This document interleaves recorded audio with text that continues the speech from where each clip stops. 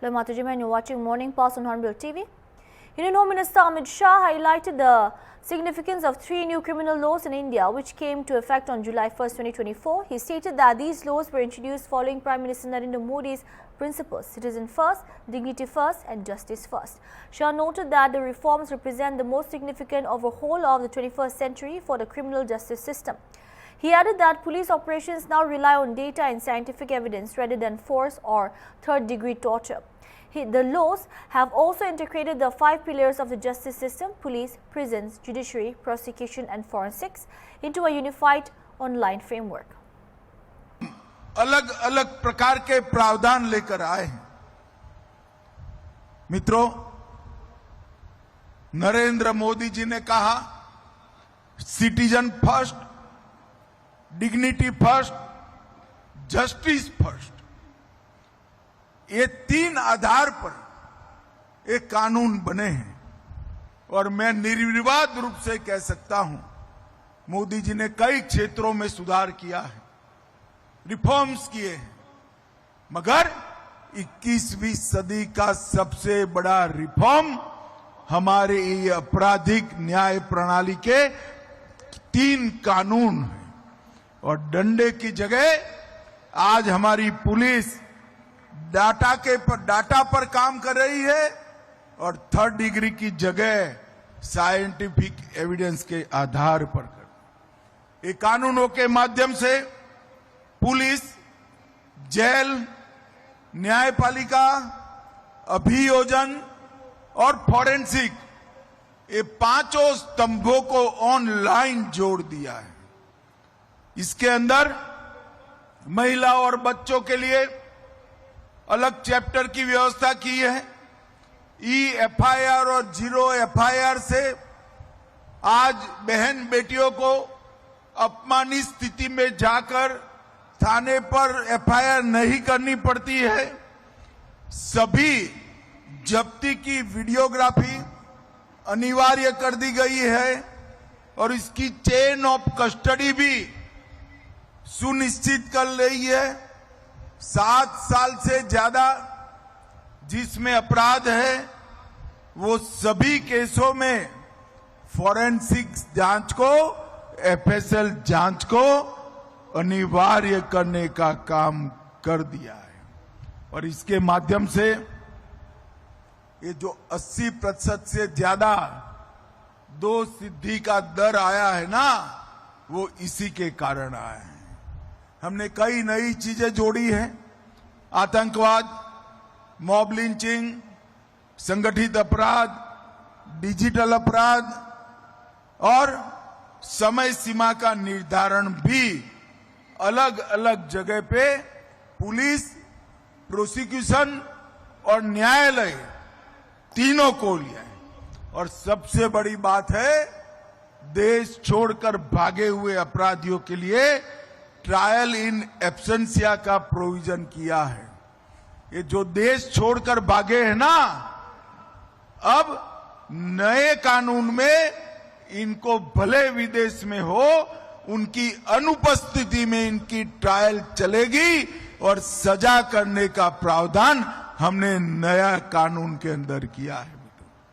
और मुझे पूरा विश्वास है कि तारीख पर तारीख के जो जुमले बने थे वो अब कोई बना भी नहीं पाएगा, कोई बोल भी नहीं पाएगा और 3 साल में न्याय मिलना हम सुनिश्चित कर देंगे। मित्रों, 1 वर्ष पूर्ण हुआ है।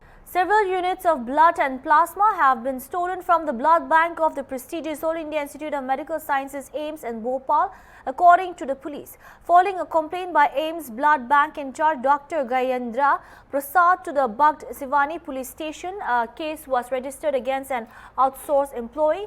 As per the complaint, blood and plasma units has been disappearing from the blood bank for a long time.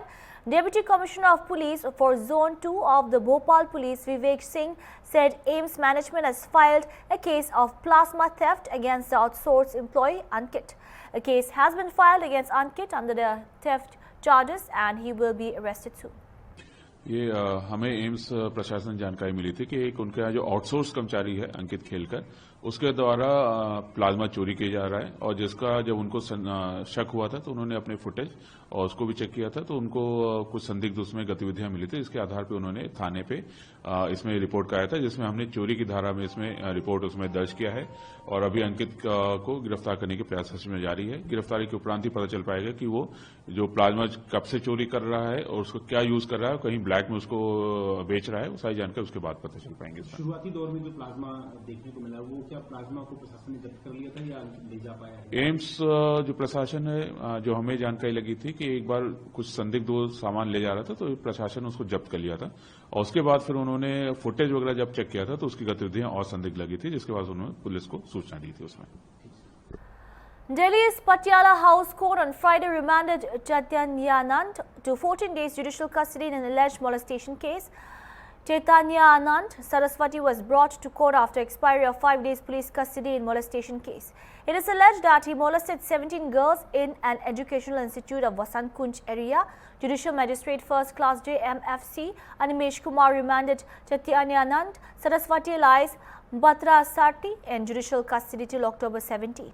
Delhi police had moved an application for judicial custody of Chaitanyananda Saraswati in a molestation case. Counsel for accused moved an application seeking permission to take spectacles, holy books in custody. They also urged to provide him sannyasi food in judicial custody. The court is to hear the remaining applications tomorrow. आज court में produce किया गया 5 दिन की PC के बाद, उसके बाद क्या हुआ? आज जो इन्वेस्टिगेशन के बाद इन्होंने पेश किया है, उन्होंने कहा हमें अब फर्दर कस्टडी की ज़रूरत नहीं है, हमारी इन्वेस्टिगेशन पूरी हो चुकी है, अब इनको जुडिशल कस्टडी भेज दिया जाए और उसके लिए उन्होंने एप्लीकेशन मूव करी है कि इनको जुडिशल कस्टडी भेज दी। आपने 2-3 एप्लीकेशन मूव किया है, क्या क्या मांग की है? वो उनकी मेडिसिन की वजह है, स्पिरिचुअल बुक्स के लिए, क्योंकि वो सन्यासी हैं, उनको रोब्स जो वो पहनते हैं, जान के उनके कपड़े उतार के उनको सन्यासी वाले कपड़े उतार के अब पैंट कमीज़ में ला रहे हैं, जबकि उनके रोब्स हैं वो दीक्षा ली हुई है उन्होंने। तो वही हमने एप्लीकेशन मूव करी है कि मेडिसिन से एक तो बीमार भी चल रहे हैं, उनको ज़रूरत भी है ट्रीटमेंट की, तो बाद में जो सारी दवाइयाँ हैं उनको मिलनी चाहिए। एक रेस्ट्रिक्टिव डाइट है उनकी, सन्यासी होने की वजह से वो गार्लिक वगैरह खा नहीं सकते, तो वो डाइट की वजह से भी वो सारी चीज़ों के लिए एक एप्लीकेशन मूव करी। तो क्या पुलिस ये मान गई है कि उन्होंने जो इन्वेस्टिगेशन करना था उनकी पूरी हो गई? उनकी पूरी होगी तभी तो उन्होंने जुडिशियल कस्टडी मांगी है, नहीं तो वो एक्सटेंशन मांगते। सब पुलिस ने बहुत गंभीर आरोप लगाए हैं, क्या कहेंगे आप? नहीं, कोई नहीं, ये सारे के सारे आरोप सिर्फ ट्रस्ट को हड़पने के लिए चल रहे हैं और जो कंप्लेनेंट है इस केस में पीछे से जो चल रहा है वो सिर्फ ट्रस्ट के लिए चल रहा है कि किस तरह से ट्रस्ट पे कब्जा किया जाए, उसके लिए ये सारे झूठे केस बनाए जा रहे हैं। एक नई धारा सर, एक नई धारा इस पूरे मामले में जोड़ी है, को सूचित किया गया, शायद ENS की कोई नया सेक्शन भी लगाया गया क्या? वो कह रहे हैं कि जी वो थ्रेट किया है, लेकिन ऐसा कोई थ्रेट का कुछ है ही नहीं। ये वो तो कस्टडी में थे, उससे पहले वो वैसे किसी से बात नहीं कर रहे थे, वो किसको थ्रेट करेंगे? बहुत सारी चैट्स उनके सामने आए हैं, वो सब ऐसा कोई चैट्स नहीं है, ये सारा का सारा जो मीडिया में चल रहा है कोई ऐसे चैट्स नहीं है, ये सिर्फ बेकार की बातें हैं। उनकी FIR भी कहती है कि चैट्स है ही नहीं। 17 जो 364 का बयान दिया है उसके बारे में क्या कहेंगे? कौन सा 364 का बयान? 164, उसके अंदर कोई ऐसे बयान में कोई ऐसी चीज़ आई नहीं है। वो वहाँ से उन्होंने प्रेशराइज किया है क्योंकि वो जो इंस्टीट्यूट चल रहा है उस पर कब्जा कर रहे हैं, तो वहाँ की लड़कियों को प्रेशराइज करके ये सारी स्टेटमेंट्स कराई जा रही हैं। वो अब एप्लीकेशंस कब के लिए रख दी गई हैं सर? कल के लिए रखी। Thank you. Amid continuing protests in Pakistan-occupied Jammu and Kashmir, where several civilians have died in firing by government forces, protest leaders have accused authorities of using force against peaceful demonstrators. Protests in BOJK entered their 6th consecutive day on Friday, spreading across the region after 3 young men were allegedly killed by Pakistani forces. Their funeral prayers in Muzaffarabad drew thousands of mourners, further intensifying public anger against Islamabad. The demonstrations, which began over unfulfilled demands, have now intensified amid public anger. Protest leaders continue to demand justice for those killed and injured, while also pressing for abolition of quotas they say discriminate against local youth. The growing anger split onto the streets on Thursday when thousands gathered in Muzaffarabad for the funerals of those killed during days of violent protests in Pakistan-occupied Jammu and Kashmir. Visuals showed large crowds participating in funeral processions and offering prayers. बढ़ते बढ़ते अभी चूंकि इन वादों पे मुकम्मल तरीके से अमल दरामद नहीं हुआ, तो इसमें जो कोटा है हमारा 25% जो दिया जा रहा है 1947 के महाजरीन जम्मू कश्मीर को, वो भी इसके अंदर शामिल हो गया। क्योंकि यहाँ बेरोजगारी की जो शरह है वो बहुत ज़्यादा, नौजवानों में 64% नौजवान है, तो वो जॉबलेस है। तो वो जो 25% कोटा अभी तक 1947 से लेकर 4 नस्लें आ गई हैं उनको दिया जा रहा है, तो यहाँ पर ये एहतजाज भी है कि ये कोटा सिस्टम बिल्कुल खत्म हो जाना चाहिए। कश्मीर ज्वाइंट अवामी एक्शन कमेटी की एक पुरअमन लॉकडाउन की कॉल थी, उसके ऊपर तमाम शहरियान मुजफ्फराबाद पुरअमन तरीके से नीलम पुल के ऊपर अपना एहतजाज रिकॉर्ड करा रहे थे, जबकि चंद लोग, चंद सहूलतकार, अदारों के सहूलतकार, अदारों के पे रोल पे अदारों का असला लिए इंतजामिया और पुलिस की मौजूदगी में, FCPC की मौजूदगी में वो वहाँ पे आए और उन्होंने हमारे पिंडाल के ऊपर डायरेक्ट फायरिंग की, जिसके एविडेंस हमारे पास मौजूद हैं। हम उसकी वजह से हमारा एक नौजवान शहीद हो गया, 20 लोग जो है वो डायरेक्ट फायरिंग से जख्मी हो गए। हम किसी भी सूरत इस कत्ल को माफ नहीं करेंगे। A tragic turn of events overshadowed Vijaya Dashami celebrations in Guwahati on Thursday evening after a youth was lynched at the Durga Puja Pandal in Bamuni Maidan. 26-year-old Avinash Rajak was reportedly attacked after requesting Zubin Garg's song while dancing at the Kalipari Jagitri Zanga Railway Colony Bandal.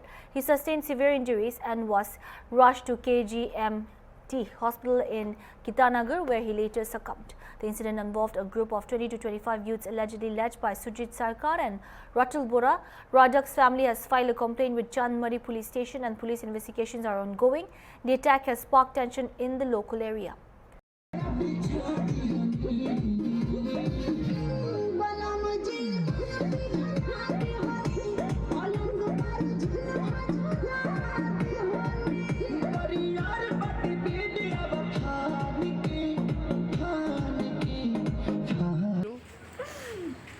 বাইরে এখানে না, এখানে নগাঁও থেকে আসে। কক্সবাজার কি হয়েছে তো sorry? মই একটু গম নাপাওঁ কি ভিডিঅ' কেন নগাঁৱৰ পৰা আহিছে মাত্ৰ, আমি খবৰ পৰা আহিছোঁ।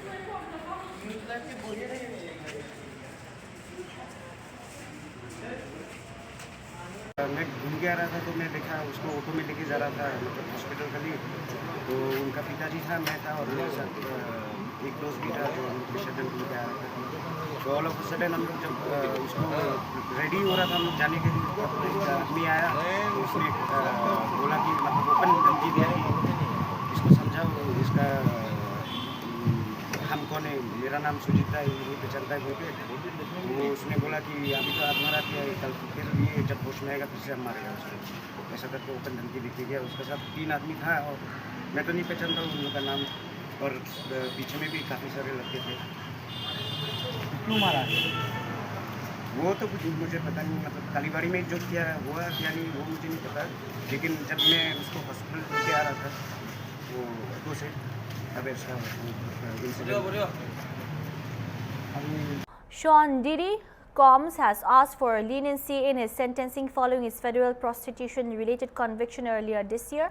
In a 4-page letter to Judge Arun Subramaniam, Combs apologized for his past actions and took full responsibility for his behavior. Combs reflected on the past 13 months in prison, describing it as a transformative experience. He expressed a desire to be a better father, son and community leader and pleaded for another chance to lead a law-abiding life.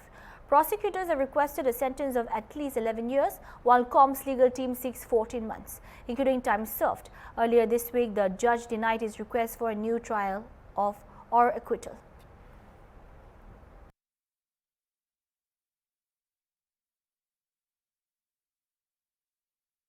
Union Minister Ramdas Atawale has responded to Congress MP Rahul Gandhi's remarks in Colombia, saying that the country's democracy is not under threat. Atawale stated that as long as Baba Saheb Ambedkar's constitution exists, India's democratic framework remains secure. He added that it is the Congress party, not democracy, facing challenges. On comments by Shiv Sena UBT leader Uddhav Thackeray claiming that he will destroy the BJP, Hatawale remarked that such a dream will never come true. से राहुल गांधी लगातार बयान दे रहे हैं। अब बाहर की सरजमी में जाके उन्होंने ऐसा कहा कि भारत का स्वतंत्र जो डेमोक्रेसी है वो खतरे में है, तो लगातार ऐसे कमेंट्स राहुल गांधी कर रहे हैं। मुझे लगता है कि राहुल गांधी बता रहे हैं कि देश की डेमोक्रेसी खतरे में है, लेकिन जब तक बाबा साहब का संविधान है तब तक देश की डेमोक्रेसी खतरे में नहीं आ सकती है। जरूर राहुल गांधी बोल रहे हैं कि कोई न कोई तो खतरे में है, तो उसमें राहुल गांधी की पार्टी कांग्रेस पार्टी खतरे में है, राहुल गांधी खतरे में है और उस सत्ता तक पहुंचना उनके लिए बहुत बड़ा मुश्किल है। तो इसीलिए राहुल गांधी जी बयान झूठ हमेशा देने में बहुत बड़े एक्सपर्ट बन गए हैं।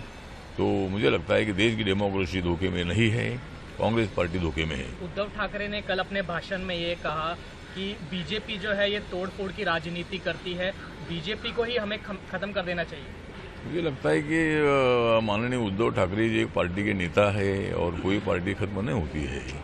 शिवसेना के अनेक एमएलए मतलब एकनाथ शिंदे जी के साथ हमारे साथ महायुति के साथ आए, लेकिन हमने कभी नहीं बोला कि भाई शिवसेना खत्म होगी। शिवसेना खत्म नहीं हो सकती है, कोई भी पार्टी खत्म नहीं हो सकती है। और जब तक नरेंद्र मोदी जी बहुत बड़ी ताकत से बीजेपी एनडीए को और देश को मजबूत कर रहे हैं, तब तक मतलब मुझे लगता है कि कोई पार्टी खत्म नहीं होती है। और बीजेपी को खत्म करने की अगर उद्धव ठाकरे जी भूमिका लेते हैं तो वो मतलब उनका सपना है, वो सपना कभी पूरा नहीं होगा। एक तरफ Congress MP Randeep Singh Surjewala has highlighted the party's nationwide campaign against alleged vote theft. He stated that 5 crore signatures are being collected across India with participation from both Congress workers and ordinary citizens. Surjewala accused the BJP of attempting to steal the public's mandate and emphasized that the signatures will be submitted to the Election Commission of India. The Congress leaders, including Rahul Gandhi and Mallikarjun Kharge, will urge the Commission to prevent fake or ghost voters and ensure that the people's right to elect their representatives is fully protected. 5 crore signatures are being collected by the Congress party across the length and breadth of India. Lakhs of ordinary Congress workers and ordinary people who are not even members of the Congress party are coming forward to participate in the vote chori campaign. The idea is simple. One man, one vote principle was enshrined in the Constitution. BJP is stealing rights to vote. BJP is stealing the mandate given by the people. BJP is taking away the right of the people to elect their own representatives. We will not permit that to happen. The Congress party will carry these 5 crore signatures to the Election Commission of India led by Rahul ji and Kharge ji, and we will push, pressurize and cajole the Election Commission of India that vote of the people cannot be stolen. No fake voters or ghost voters are permitted in this country, and the mandate given by the people and right of the people to elect their representatives is not stolen in any manner. So the former Prime Minister Mr. Deve Gowda has just held a press conference. Union Home Minister Amit Shah highlighted PM Modi's call for Atmanirbhar Bharat, emphasizing self-reliance through Swadeshi products.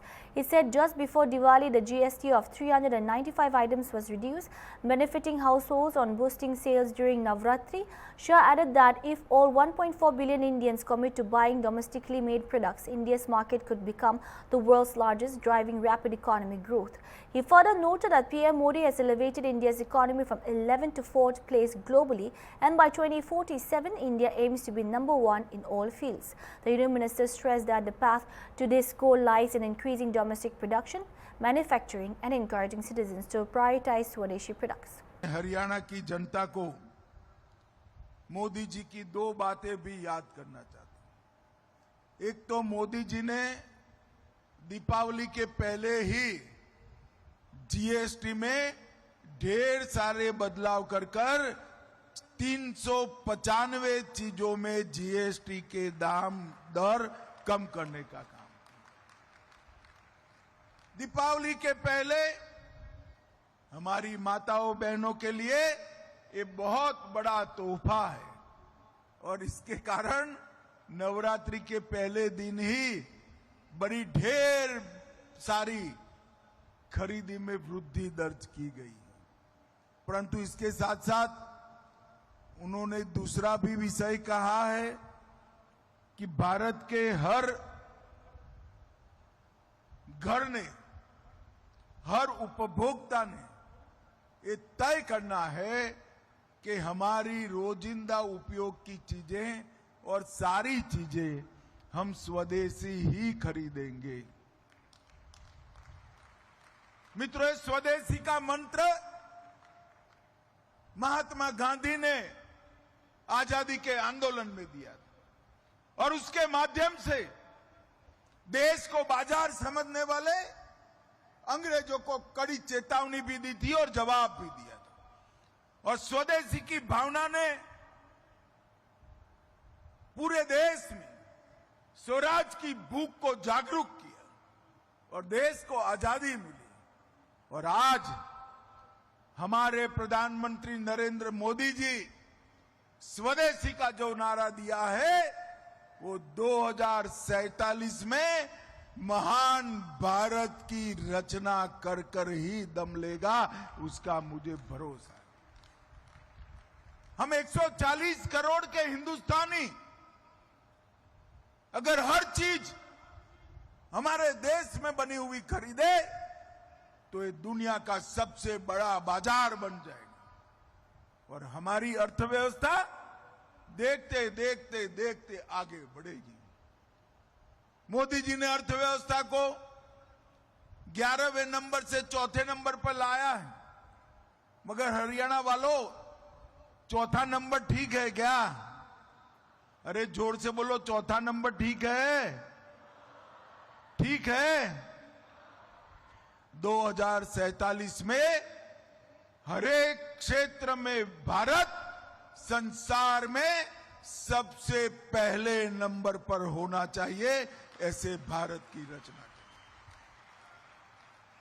और इसका रास्ता स्वदेशी के माध्यम से, आत्मनिर्भरता के माध्यम से गुजरता।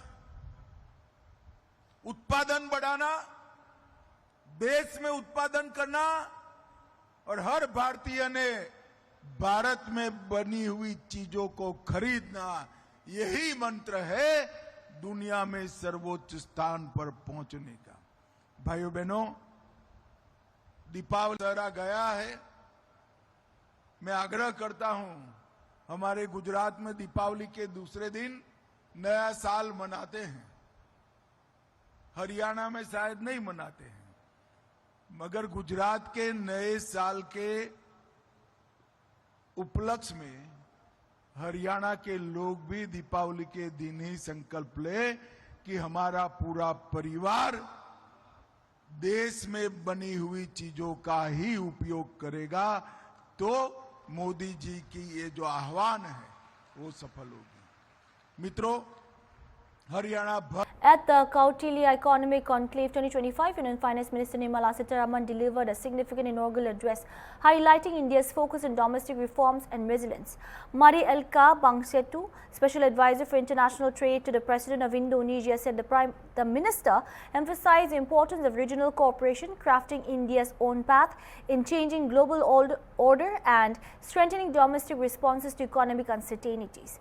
Pangetsu added that the key message of the conclave was enhancing regional integration and interdependence, creating a win-win approach for prosperity while avoiding economic isolation. What are the key takeaways of today's event? I think the Minister of Finance opened the Kautilya conclave with a very important speech where she emphasized the importance of us working together to find our path towards the new whatever order that must be, we must craft our own way and not just accept the uncertainties, and also the importance of domestic responses also in terms of strengthening our domestic resilience. And I think importantly she mentioned the importance of domestic reforms and what India has already done and plans to continue to do. And I think for us in that session, also the important message of how can we as a region, continue to open up with each other and increase regional integration as well as interdependence, which is win-win towards prosperity and not become a closed bloc. And therefore, finding the platforms for regional cooperation, which will help us to become a resilient region, is, I think, one of the key messages for today. And I think that for the next 3 days, I guess we will be talking about the how. I'm not here to... The Ministry of External Affairs confirmed ongoing dialogue with Afghanistan's interim government following recent teleconferences between India's External Affairs Minister and Afghan Foreign Minister Amir Khan Muttaqi. MEA officials Randir Jaiswal and relief materials was promptly dispatched to Kunar province on the day of the recent earthquake, with additional aid sent via Chandpahar. He added that updates on further developments, including a potential visit, will be provided soon. So, we have been having conversation with the interim government in Afghanistan. You would have seen the telecon that had taken place some time back between External Affairs Minister and Foreign Minister Muttaqi. As also, we've had conversation between the Joint Secretary in charge and his counterparts in the Afghan side. Recently, when the earthquake happened, the same day we were able to transport relief material to Kunar province, and subsequently we sent more relief material via Chabahar. So, as I told you, that we will keep you updated with the developments that will happen in this regard, in regard to the visit. Thank you. That's all we have for now. Keep watching Hornbill TV.